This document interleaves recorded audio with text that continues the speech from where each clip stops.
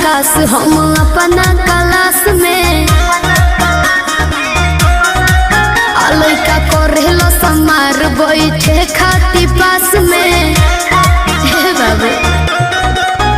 बानी सबसे झकास हम अपना क्लास में लइका करेलो समार बैठे खाती पास में सभे करेला बड़ाई हम केने केने जाई केहू कहे अमर पाली केहू लूलिया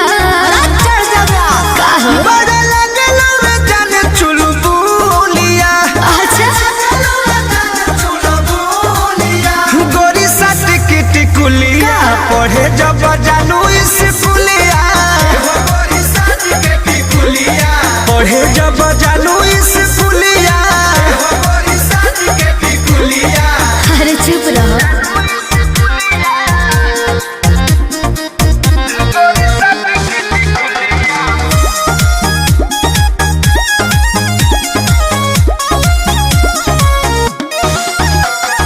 ट्यूशन में मिशन लही कन के हमारा बतावे के घड़ी में सभे देखेला समय हमारा जाए आवे के ये हमरा सब बुझाते है बाबू तो का पूछता ए धन ओठ पर लगा के उठल लिया तो चले लू हिरनी वाला चलिया ऐसा न बका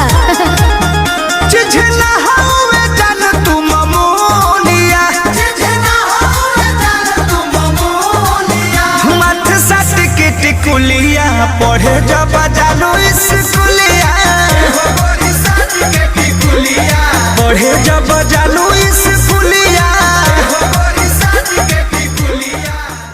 फेरा में हमारा लागल बाड़े